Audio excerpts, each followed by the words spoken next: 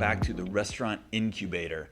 My name is Brandon Sharp. I'm a 7-time Michelin star winner as a chef, and now I own and operate 3 restaurants here in Chapel Hill, North Carolina. We have Hawthorne and Wood, Bluebird, and Proximo. So today's interview is with Abhinav Kapur. He's the CEO and founder of Bikky. And so Bikky is a data analytics hospitality company that connects all of your integrations, POS, reservations, email marketing, just about everything that you can think of that could capture guest data, combines it all, and then teaches you how to use it to best operate your restaurant for maximum guest retention, maximum profits. This conversation was fascinating, and I asked him questions that we go way deep into the weeds, and if you listen, you will find out exactly how to toggle the right amount of percentage on DoorDash to make sure that you are making the right amount of money and not losing any money. But yeah, it was a really fun conversation. I hope you enjoy it. You're going to get a lot out of this. And this is stuff that if you are not at the very top level of restaurant ownership or restaurant marketing, you are not going to get this information anywhere else. But check out Abhinav Kapur. Check out Bikky, Bikky. There's a lot that they have to offer restaurants of any size, any restaurant size group. Enjoy today's show.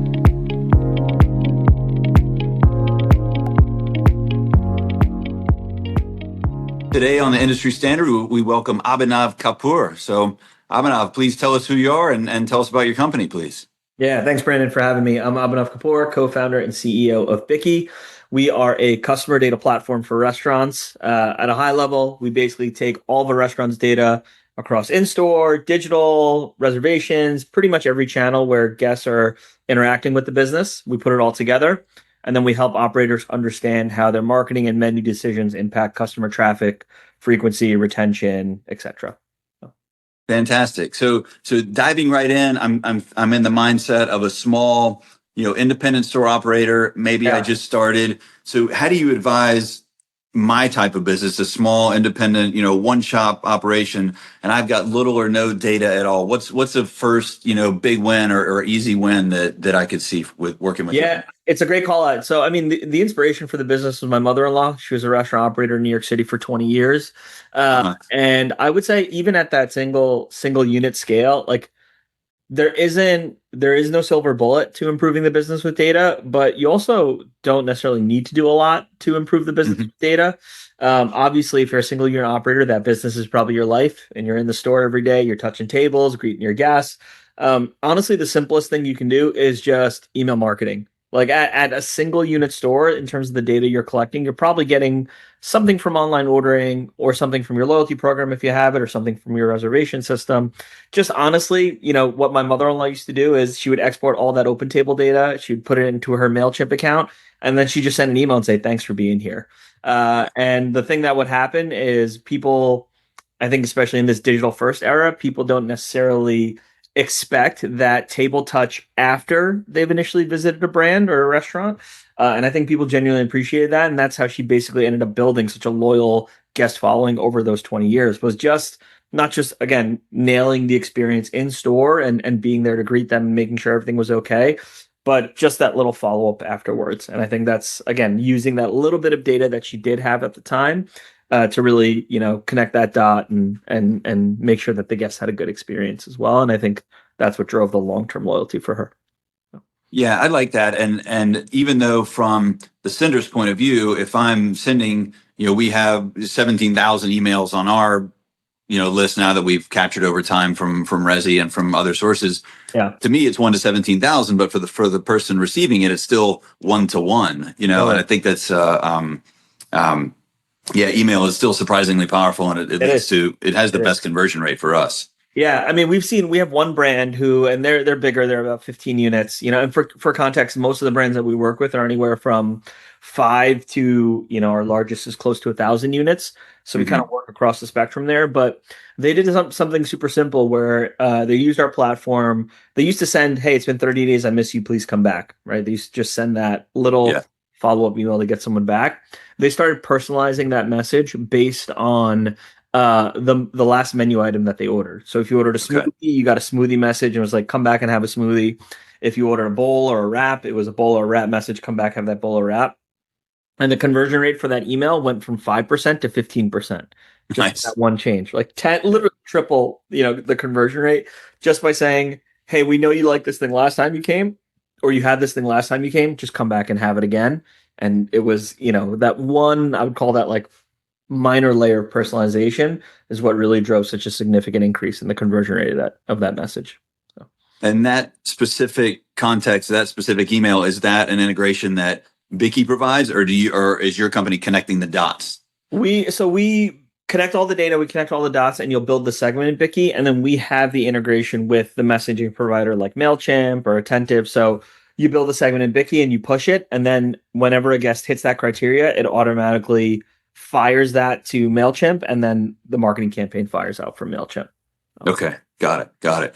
And then it sounds like your mother-in-law was really successful with her email campaigns, but you on the outside looking in, what was there a eureka moment you had that said, oh, email is working great, but there's also this is a niche that my company could fill? Yeah, I mean, she would do things like, in New York we have Restaurant Week, and so she would do things like offer a Restaurant Week menu, and she would always say like, are new people coming in on the Restaurant Week menu, or am I just doing this like, more discounted, like 3-course menu? Am I just taking a loyal guest and I'm giving them a discount? And then if I am giving them a discount, are they coming back again for their normal price meal, or am I just pulling their visit forward by a month? And she had kind of all these questions around, I'm doing these things on the menu side, I'm doing these things on the marketing side, outside of just one-to-one email communications. Like, what is the impact of all these things? Like, I can look at my comp sales or my revenue report and be like, sales are up, I guess it's working, but how do I really know in terms of the impact on the guests that any of these decisions are having? And I think that's what really drove my curiosity, was just, you're in the hospitality business, it's all about understanding the guests, making them feel welcome, but most brands, I would say, don't really know anything about the person behind the transaction, right? They don't know what drives their frequency or their behavior. And so that was what drove my curiosity specifically in trying to solve that problem.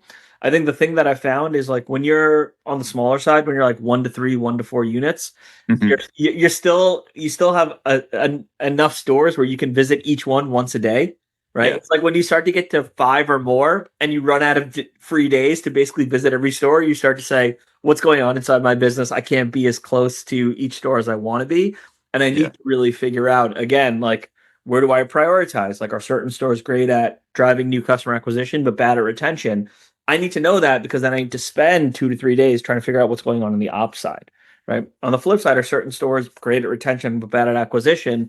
I need to know that, because then I need to figure out that I should be spending money to drive more awareness and drive more butts and seats, basically. So I think that's what we found is like, you get to a certain point where you physically cannot go to every store anymore. Yeah. And that's when you need a tool to basically help you understand the opportunities in the business. Okay.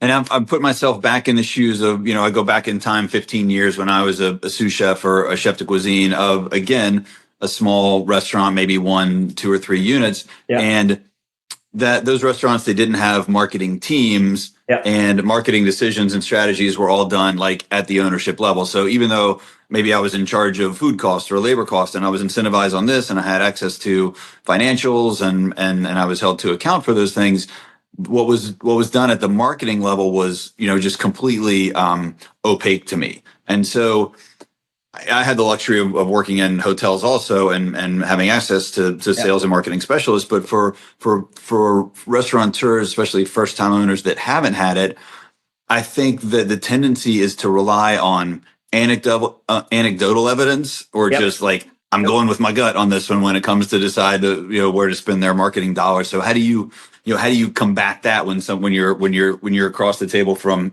somebody old like me who's just done it a certain way and it's not working and they don't know why and they're talking to you? Yeah, I think the amazing thing, and this is something we've heard from the brands that we work with, for what it's worth, the state that you're describing is true at every level of restaurant. You know what I mean? Like we have brands with 600 locations, and they were like, the marketer would be like, I can't convince the franchisee that this new menu item is a good investment, or it's like it's going to be a good a seller. And I'll say, why? And they'll say, well, because when the franchisee says, when I walk in the store, we only sell 2 of them, so nobody must buy them. So it's not a good menu item. And I think the thing that we found is, data has a way of like cutting through that very quickly. It's like when people have different opinions, and this is true, again, like I said, at every level, data has a really good way of just aligning people on the facts. And so Mm-hmm. something we say about Bikky is like it's the shared understanding, the shared language of what's actually happening inside the business from so that, again, we can strip out all of the opinions associated with whatever aspect of the business you're looking at. And so one example I'll give you is we do something called menu item retention, which is you can look at a PMix and you can look at something and say it's 3 to 4% of sales. Is that good or bad? Or you can look at the order volume. But the thing that we care about is what is the item that gets you that second visit from a guest? Because getting that second visit is the hardest thing to do in this business. Um, and so we look at every menu item, we rank it based on terms of retention from first visit to second. And there is always something in the top 5, which is a high seller, which is lower at retention than something else in terms of that's something else that's ranked 6 through 10 from a sales standpoint. And so that becomes a really easy way for whether you're talking to your stakeholder in ops or finance or a franchisee or your chef to just be like, hey, when somebody orders the burrata, they actually have a lower frequency long term. So either something's going on with the burrata or we shouldn't offer the burrata or it's being prepared incorrectly. And I think that is a really good way of just, even though something sells, it doesn't mean it brings them back. And bringing them back, of course, is the key to just long-term customer retention and customer lifetime value. And so I think that's where the data can play a really cool part in just aligning everybody on what's working and what's not. And so if I have one item that is crushing it, and that's the one that's bringing people back, I've got the cronut or I've got whatever. Yeah. Is your advice to me going to be raise the price on that item or lower the price? It's a good question. It's actually just promote it more prominently. Okay. Honestly, it's just, and this is where I think for some of our full service customers, this is where the data works really well, where they can actually spend time with the frontline teams and train them on, normally it's like, oh, this is our best seller. But in full service, you can really train the team to say, hey, is it your first time here? If so, you should try XYZ. And XYZ doesn't have to be, again, the best seller on the item. It doesn't have to be I'll give you an example. We have one brand, their sit-down dining restaurant, 11 units, based in the UK, and they have some locations in New York. And they looked at the menu item retention. And based on what the menu item retention dashboard is telling them, they're now putting new pictures. They have placemat. They have placemats at every seating with pictures of their best sellers. They're now putting new pictures on the placemats. And the pictures on the placemats are going to be the menu items. Doesn't matter necessarily how well they're selling, but it's going to be the pictures of the top retaining menu items because they want to, again, it's just about promotion. It's not necessarily about pricing, although we have customers who do that. It's more so just, I want to give the things that crush it and the things that bring people back, I want to give them enough visibility to the guest, whether that's through a frontline teammate engaging with them on it, or again, just like boxing it on the menu or on the placemat where the guests can see it. Hey y'all, I hope you're enjoying this interview with Abhinav Kapur. If you want to save time and money on your own restaurant project, click that first link in the show notes. That will take you to a free restaurant roadmap. It is full of 10 steps of great information that I wish I had had the first time that I opened a restaurant. Back to the show. Is there a generalization one way or another? Let's say you've worked with you have such a range of size of clients, so I don't know if it's fair to say average size, but after you've worked with your average size client for 6 months, do you find the size of the menu growing or shrinking? Typically shrinking. Okay. I would say typically shrinks. Again, that's anecdotal, but the thing that most people find is they find opportunities to cut the menu typically. And without harming retention, I assume. Exactly. Okay. They find opportunities to cut the menu. And I think for what it's worth, the thing that we are seeing, again, anecdotally, the thing that I see working with our best concepts is they have much more streamlined menus, right? Yeah. They're not all things to all people. They're very focused. And so I think that the menus typically get a little bit smaller. And then the other piece that gets better is, if they're doing specials or LTOs, those get more targeted and focused. So we work with 2 casual dining brands. They both use seasonal LTOs. Once a quarter, they're putting out 3 to 4 new menu items. One realized that every time they put out an LTO, they get net new customers in the door. And so they're actually going from 4 LTO windows to 6 per year now. Because they're like, we're just going to keep doing more LTOs because we know that new guests are going to come in. We have another one that realized that whenever they do an LTO, it brings back lapsed customers, folks who used to have a high frequency with the brand and are no longer with the brand. So now they're using the data to go back and say, what are the flavor profiles that our lapsed guests really gravitate towards, and Huh. how do we bring that into net new menu item development for these rolling LTO windows. And so I think the thing that happens is high level, the menus get a little bit smaller, but the seasonal menus or the special or the specials or the limited time items tend to get much more targeted and focused based on whatever business outcome you're trying to drive, which has been cool to see. It's just like, again, it's like another level of menu engineering that we haven't seen before. So Yeah, that's amazing. And that's also really good for, the folks listening to this who are going to be first time restaurant owners. And you just said, don't try and be all things to all people. Like, yeah. know what you do it well, crush those things. And I love the idea of, and also for those who may not know, LTO is not lettuce, tomato, onion. It's limited time offer. So, yeah, you never know. Might be a lot of line cooks. No, it's good. It's good clarification. So, good. So there was, in San Francisco last week or a couple weeks ago, I guess it started a while back. There was a kind of a kerfuffle between an influencer and a chef, and I don't know if you heard about that, but he told her basically to get out because she didn't have enough followers, and it swung back on him, and he got fired. And so, is the amount of new guests generated by influencers something that y'all track or that you have discussions with your clients about? That's a great question. We don't track specifically new guests generated by influencers. I would say the thing that we do and the way clients use us is just looking at, I think most brands actually don't know how many net new guests they serve, right? Like McDonald's has the golden arches and it'll say underneath it, billions of guests served. Yeah. Again, we have brands that we work with or that we're talking to that are thousands of locations. And they're like, I don't know how many new customers walked through the door in the last 90 days. And so I think giving that level of visibility and being able to give that metric really lets the brand say, whatever your marketing tactic is, we have some brands who are like dropping flyers in neighborhoods, like physical flyers in mailboxes. Uh-huh. And now they're saying, okay, the only way I could really measure the success of this before is how many times that promo code showed up in my POS, right? Okay. But now I can actually look at Bikky and I can look at how many new guests I acquired before I dropped flyers, how many new guests I acquired while I was dropping flyers, and then how many new guests I was acquiring after I finished the flyer drop. And now I can take that and I can get a sense of like, okay, if I spend $200 on flyers, I'm going to get an extra 20 new guests per store per week.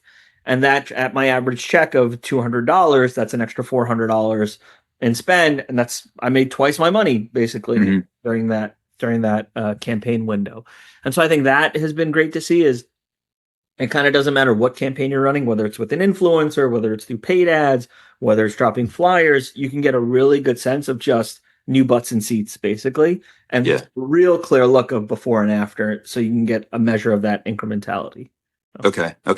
Yeah, that makes sense. And so, for our restaurants, we are 90% plus via reservation. Yep. So we use Resi. It's a great tool. It captures everybody. And so we know when it is somebody's first time visit without having to ask them. But for casual places, who want to capture that contact information, whether it's, phone number or email, people I feel like are more guarded than ever about giving that information away. What have you found is the least obtrusive way for a casual place to capture that guest information? So the cool thing is we typically pull it in via credit card. So like we have integrations with the point of sale providers or with the payment processors where when it's someone's first time and they've completed a payment, we will get their in an anonymized version, we'll get a credit card token as well as everything off the check. And so that's how we're able to create a profile on a guest. And then if we see that credit card again, we're able to track that behavior over time. I think to your point where if someone makes a reservation, they'll say it's first time. I think that's really great in enhancing the in-dining experience. The thing that is we're very much like above store, whether you're one unit or thousands of units, we're very much above store. When you want to do the analysis after the shift ends of what's working, what's not working, we're the platform that you look at versus something like Resi, as you mentioned, where if you're just trying to enhance the in the moment hospitality experience, that's where you'll rely on that like classifications as a first time guest as well.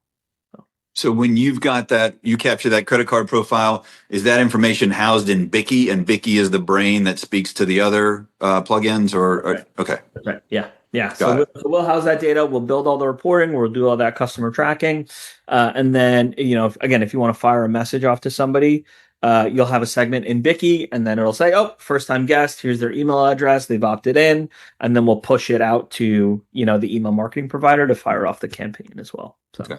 and same thing on the other side if they're lapsed, right? I think the cool thing about we get so much data that we can start to by the third to fourth visit we can start to predict people's frequency, and so we Uh-huh. could say Brandon comes every single month, Abhinav comes every single week, and so that definition of when someone is late is tailored to the individual person's frequency. It's not that static 30 days I miss you. It is, well, Abhinav needs an email after 2 weeks, Brandon needs an email after 45 days, accounting for the differences in our frequency. And so the messaging is just a lot more personalized, a lot more tailored based on just the behavior that you have as an individual consumer. Okay. Got it. Yeah. Well, with all that data, so much data is really impressive. But so I want to ask about seasonality and about special occasions. So, what is your advice to, get people to come in and celebrate their birthdays and anniversaries? That's data I think you think is probably easy to track, but what have you found is a good trigger for that? And then also, I can't imagine that all your brands are at the same level of business throughout the year. So how do you adjust your communication with guests, especially for retention for places that are they're in ski resorts or they're beach towns or that sort of thing? Yeah, it's a great question. I think from the special occasion standpoint, we don't actually pull in too much. We just pull in the birthday right now for the guests, and so I think that makes it easy where you can build segments and then fire off comms based on that. The other thing the other place where I immediately go to is looking at, you can segment people based on average check. So like you could probably look at people who have dined more than once and have an average check of X amount. And so or they have kids, right? Like, so we have demographics data as well, or they have kids. So these are like different sort of behaviors that you can segment on to promote, hey, we're here for special occasions as well, right? So if you have 2 visits and your average check is more than $400, let's say, they probably already have celebrated something or had a big meal at your restaurant. And so that's a great way of just like, okay, this is the very targeted, focused list of people that I would want to reach out to, because it is likely that they have I want to be top of mind when they have another special occasion. And then from a seasonality standpoint, that's a good question. I think the thing that comes to mind is because we have every guest frequency, you can build segments based on that frequency in a specific month at a specific day part as an example. And you can use that as sort of like your core regulars for that time of the year and really just remarket to them on an ongoing basis. I think that's the thing, is like, if you are a seasonal business, the thing that you absolutely want to do is make sure that guests, regardless of what their frequency is, keep coming back when they are in the moment, in the town, for example, where you're located, and you want to be a go-to destination, essentially.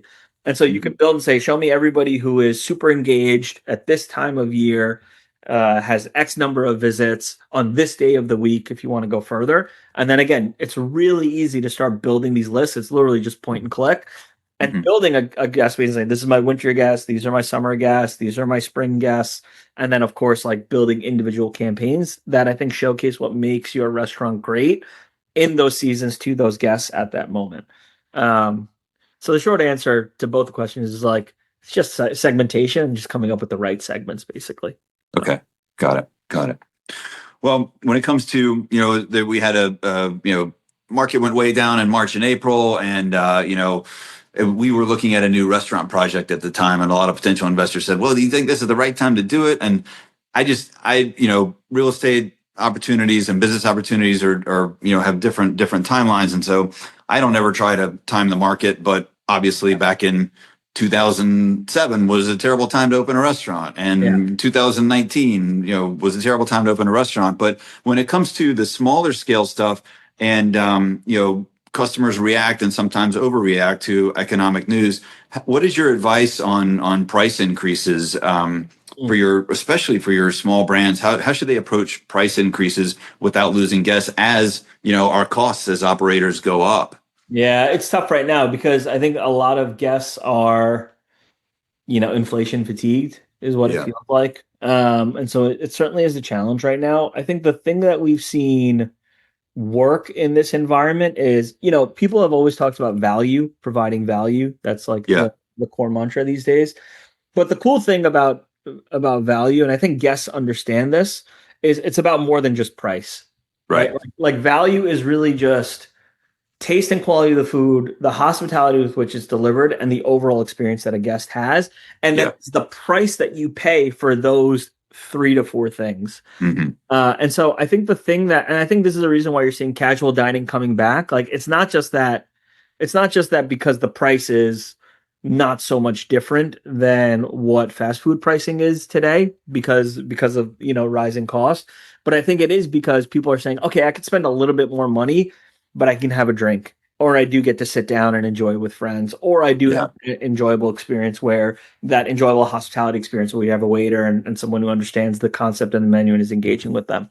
And so from a price standpoint specifically, obviously you have to price your offering in a way that you can make money, right? Like that comes first and foremost. You Yeah. can't your price so much.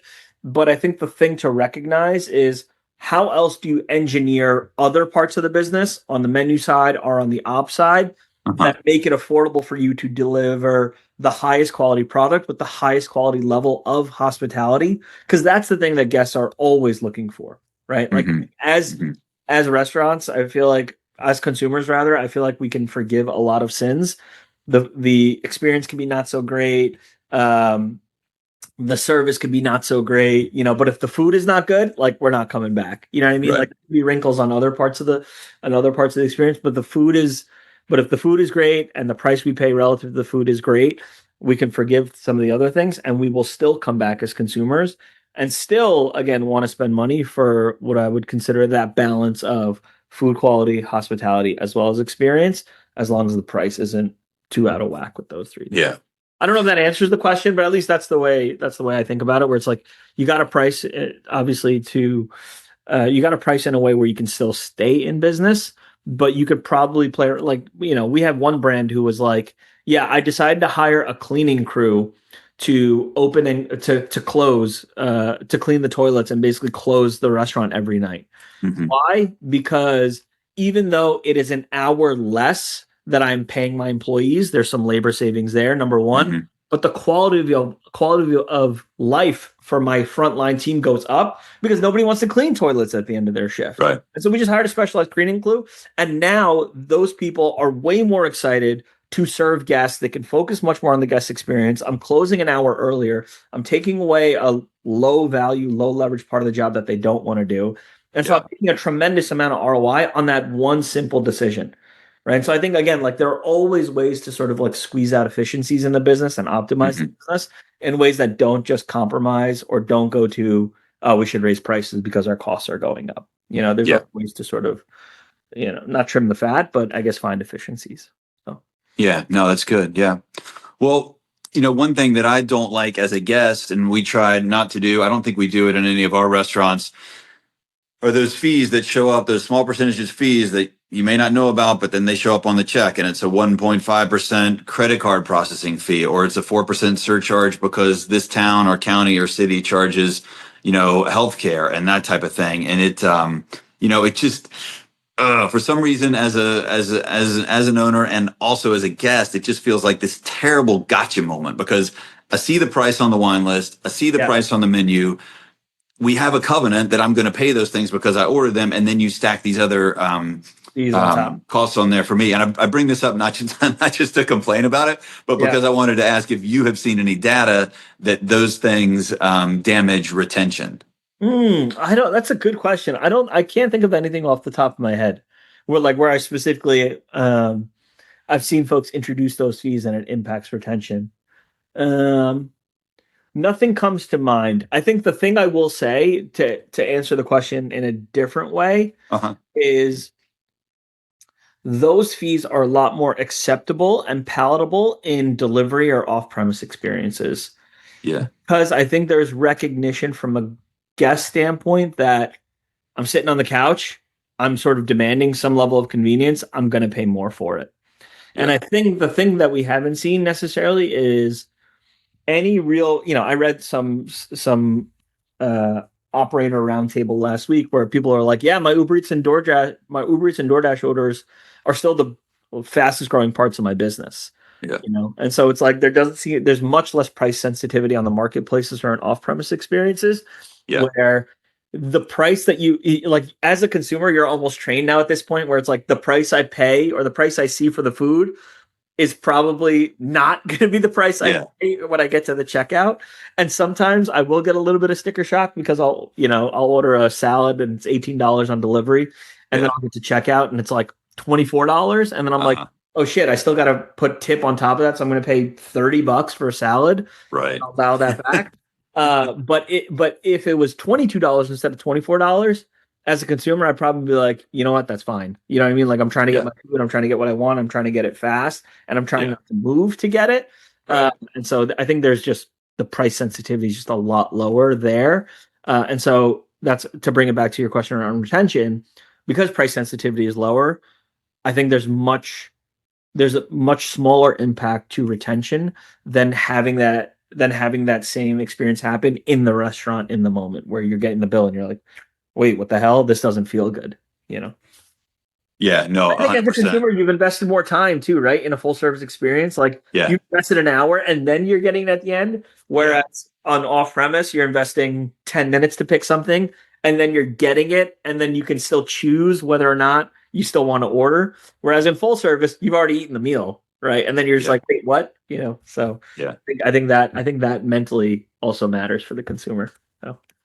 And some super some super insider info that we figured out last week, because we're just setting up DoorDash for the first time at our tapas restaurant. Yeah. So for a long time and we have not used DoorDash in the past, so I don't know what it was like in 2020 to use it.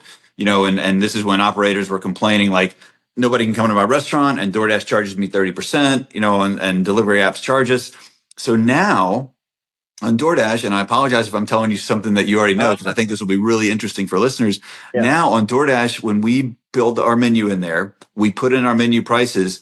There's a drop-down toggle that DoorDash says, do you want to increase these prices by 5, 10, 15, 20, 25, 30, 35%? So you mark it up on your end so that cost is passed right through to the customer.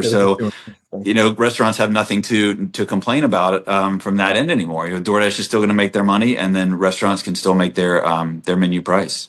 Yeah. No, I think that's a good call out where I think everybody was already doing it. And so that's an example where DoorDash was like, all right, screw it. Let's just make it easy. Make it easy for everyone. Like, it's going to happen regardless.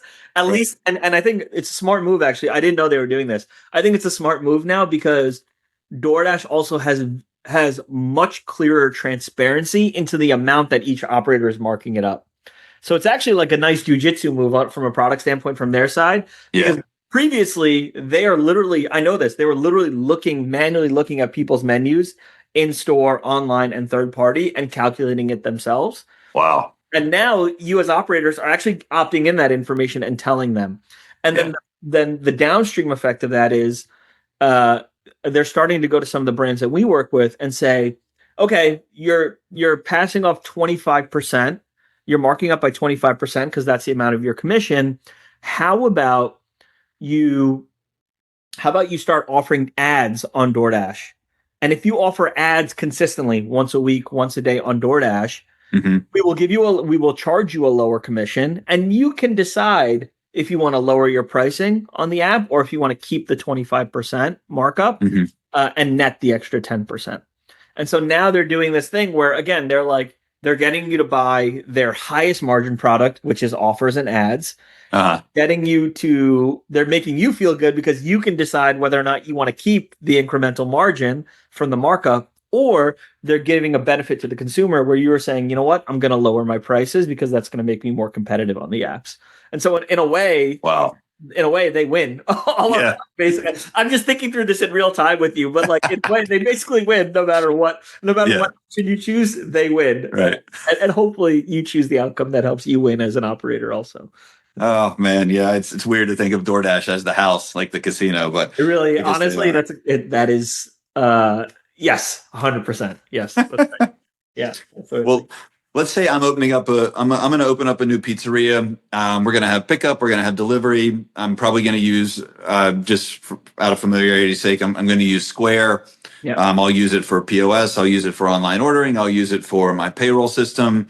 What are some other, if you're advising me from the get-go, what other integrations do I have to maximize, what Bikky provides? Yeah, I would say, first of all, that's a great tech stack. I mean, we integrate with Square, and it's a great product. And so that is super easy from our standpoint because they're processing all the payments and they pass us the credit card data. Yeah. I would say the only piece that you missed was just the email marketing piece. I know Square has their own email marketing, but to get the full benefit of what we do, where we control the segments and we're pushing it out, the only other thing I'd say is a good email marketing provider. That could be MailChimp, that could be Attentive. There are a couple others on the list. And that way, that gives you the benefit. I think that really gives you the best of both worlds where, A, you're getting the sort of data and operational intelligence about the business in terms of what's driving traffic and frequency. And I think that's helping you make smarter decisions. And then obviously the easiest way to use the data is through that email marketing and segmentation, automated outreach to guests based on their behavior. And I think that's what really, honestly, that's the easiest way to make the register ring. And then you get all of the analytics for free is kind of how we think about it. So. Nice. So Bikky would have back-end access to Square. So you could pull data and say, okay, these 20 people, spent over $100 on a bottle of wine. So we know when we get a special allocation, we can send a targeted email to them. Right. That's right. Okay. Yeah. Cool. Right. Right on. Well, I think that about wraps it up, but I would like to know, you've seen a lot of restaurants. I'm sure you've seen them at all stages of life. And again, this podcast is geared towards helping people save time and money with opening new restaurants. So yeah, 2 or 3 bits of advice you have for new restaurant owners, from your point of view, from the chair you sit in as Bikky CEO? Honestly, I'll say the biggest thing, and this is not necessarily something to do with Bikky. This is still, and I think until robots replace us all, will always be a people business, a human business, and a relationship-driven business. And I think the thing that, I see this with whether you're opening your own fine dining or casual dining restaurant, or you're a franchisee that's kind of opening the local version of some larger chain. I think the part where I see people have the most success as a new operator is getting involved in the community. And by getting involved in the community, I mean knowing who the other store owners are on your block, knowing where the local schools are so that you can build relationships with them and have an opportunity to cater their experiences, knowing who the local officials are, right? And so that, like, we have one brand where they have one location that business was going down because the local Department of Transportation was like fixing a pothole and had closed down part of their street. So the traffic across their restaurant was lower. It could have killed them. It could have killed them. Instead, what they did was they basically met the foreman of the project, invited them in, and then emailed all their regulars and said, come talk to the foreman about this project, why it matters, and what they're doing to fix the community and fix the road. And it was like one of their most successful sales days while they were doing it. And so it's like, it's little things like that where it's like, that is not the only data piece of that is who are my regulars, right? Yeah. Where I need to email them and pull that and build that list. But that's a mix of understanding the community, understanding your guest base, understanding your regulars, and being creative enough to come up with a way to keep people engaged, even though this thing is happening. And so I would say, like, just becoming a staple of your community when you're opening your restaurant is the biggest thing you can do, because then everybody wants to eat, everybody wants to know the local restaurant operator, everybody wants that go-to place, and you'll just naturally be top of mind. So, I have a friend coming into town, I got to take you to Brandon's restaurant because I know him. Like, I have a friend staying at who's in town and they're staying somewhere, and I want to recommend a place to them. Like, you will naturally just be top of mind because you're just a fixture of the community. Yeah, what a great way to build a virtuous business cycle and within your town or community. That's really cool.